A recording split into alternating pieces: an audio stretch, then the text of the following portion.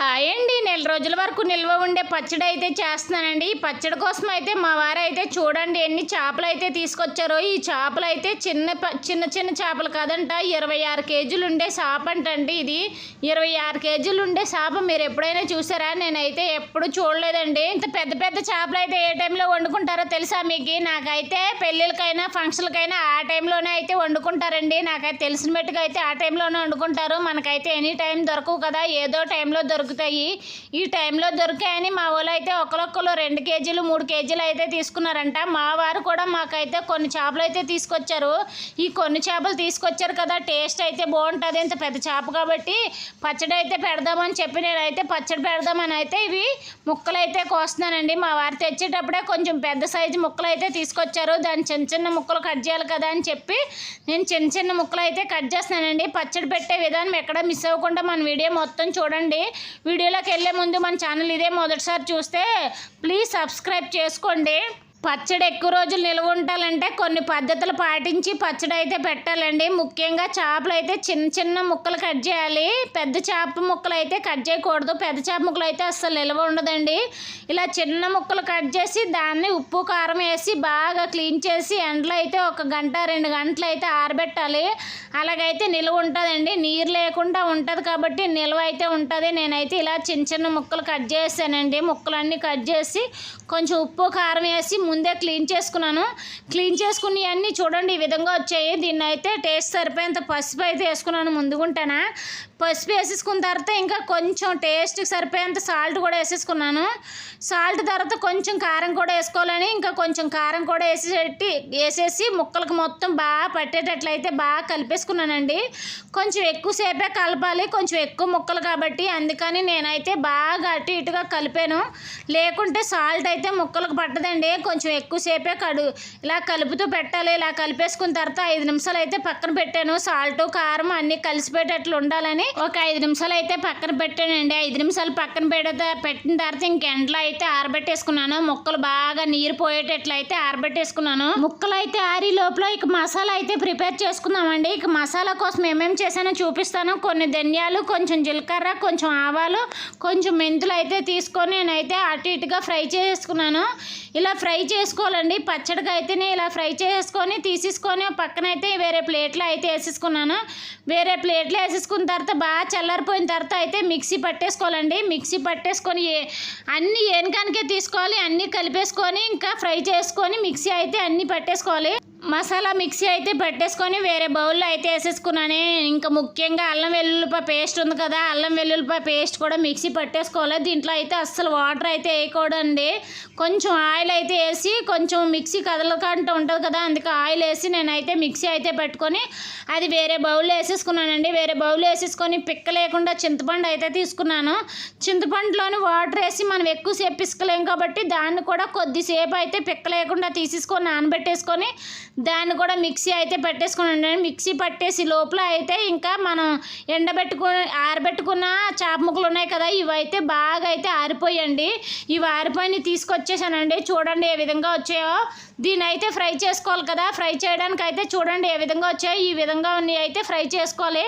నేను ముందుగుంటా గ్యాస్ వెలిగించి కావాల్సినంత ఆయిల్ అయితే వేసానండి. ఆయిల్ బాగా వేడవుతుంది.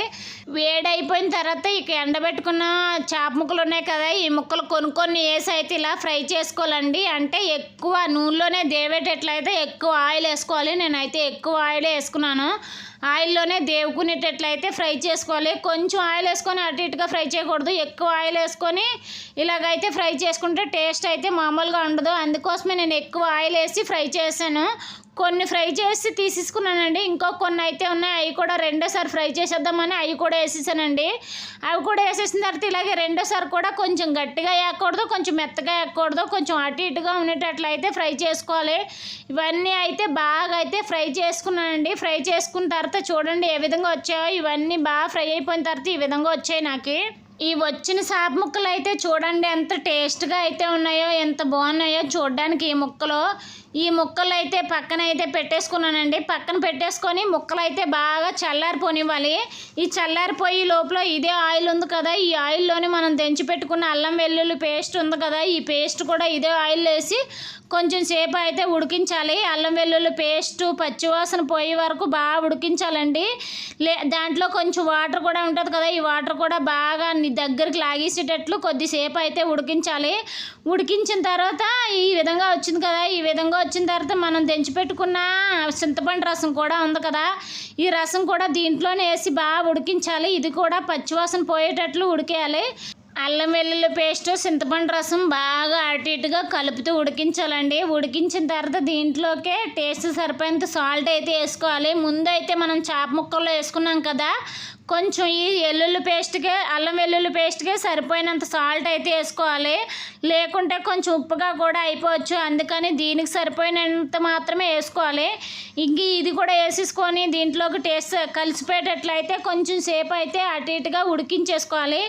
ఇది బాగా దగ్గర పడేటట్లయితే ఉడికించుకోవాలండి. ఉడికిపోయిన తర్వాత దీన్ని కూడా గ్యాస్ అయితే ఆపేసుకొని బాగా చల్లారబెట్టుకోవాలి. అక్కడ ముక్కలు చల్లారబెట్టుకోవాలి, ఇక్కడ ఈ వేపించుకున్న అల్లం వెల్లుల్లి పేస్ట్ చింతపండు రసము ఇంక ఇవన్నీ కూడా చల్లారిపోయేటట్లు ఇది కూడా గ్యాస్ ఆపేసుకొని పక్కన పెట్టేసుకోవాలండి. ఇంకా నాకైతే కొద్దిసేపు అయితే ఉడికిస్తున్నాను. ఈ కొద్దిసేపు ఉడికించిన తర్వాత దించేసుకొని గ్యాస్ అయితే ఆపేసుకుంటున్నాను. గ్యాస్ ఆపేసుకున్న తర్వాత బాగా చల్లారిపోవాలండి. చల్లారిపోయిన తర్వాత ముక్కలు అయితే దీంట్లో వేసుకోవాలి. తర్వాత చూడండి చల్లారిపోయిన తర్వాత ఇంకో 10 నిమిషాల తర్వాత చల్లారిపోయిన తర్వాత ఇంకా పెట్టుకున్న చేప ముక్కలు కూడా చల్లారిపోయి దీంట్లోకి వేసేసుకున్నాను. దీంట్లోకి నేను పచ్చడి కారం అయితే వాడానండి. ఇంకా చేప ముక్కలు వేసేసుకొని పచ్చడి కారం కూడా వేసేసుకొని ఇంకా దంచి పెట్టుకున్న గరం మసాలా ఉంది కదా, ఈ మసాలా కూడా దీంట్లోకి వేసేసుకున్నాను. వేసేసుకున్న తర్వాత చూడండి ఈ విధంగా వచ్చింది. ఇది మొత్తం అల్లం వెల్లుల్లి పేస్ట్ చేప ముక్కలు గరం మసాలా మొత్తం కలిసేటట్లయితే చాలాసేపే అటు ఇటుగా గరిటెట్టి కలపాలి. అందుకని చూడండి ఎలా కలుపుతున్నానో, ఇలా కలుపుతూ పక్కన అయితే పెట్టాలి.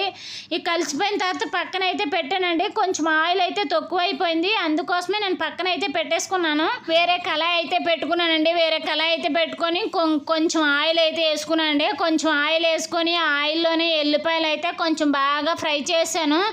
దీంట్లో కరివేపాకు కూడా వేసి ఫ్రై చేసుకొని ఈ చేప పచ్చడిలో అయితే వేసుకోవచ్చు. నాకైతే కరివేపాకు లేదు, ఉన్నంత వరకే చేసుకున్నాను. అందుకని ఈ ఎల్లిపాయలు బాగా ఏగిపోయిన తర్వాత చూడండి ఇదైతే కొద్దిసేపు చల్లారి పెట్టేసుకున్నాను. చల్లారి పెట్టేసుకున్న తర్వాత ఎల్లిపాయలు కూడా బాగా మాడిపోకూడదు. ఈ మాడిపోకుండా ఇంతవరకే దించేసుకొని ఇంకా కలిపెట్టుకుని చేప పచ్చడి ఉంది కదా, దీంట్లోకే కలిపేసుకున్నాను. దాంట్లోకి ఆయిల్ తక్కువైంది కాబట్టి నేను ఇలా ఫ్రై చేసుకొని అయితే వేసుకున్నానండి. ఈ ఆయిల్కి ఆ చేప ముక్కలకి బాగా కలిసిపోయేటట్లయితే అటు ఇటుగా కలిపేసుకున్నాను. చూడండి ఈ విధంగా వచ్చింది.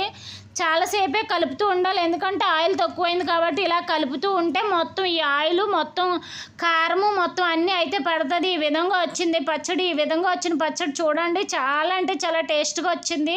ఈ పచ్చడి చేసుకునే విధానం కూడా చాలా అంటే చాలా సింపుల్ అండి. తెలియని వాళ్ళు అయితే చాలా అంటే చాలా కష్టమేమో అని అనుకుంటారు, కానీ చేసే విధానం అయితే చాలా అంటే చాలా సింపుల్.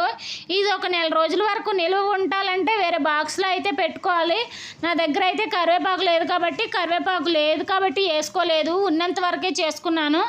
అందుకని పచ్చడి అయితే చూడండి ఈ విధంగా అయితే వచ్చింది. ఈ విధంగా వచ్చిన పచ్చడి వేరే బాక్సుల్లో అయితే వేసేసుకొని పక్కన పెట్టుకొని లేకపోతే వేరే ఊరైనా తీసుకెళ్తే ఇంకా రెండు నెలలైనా ఉంటుంది.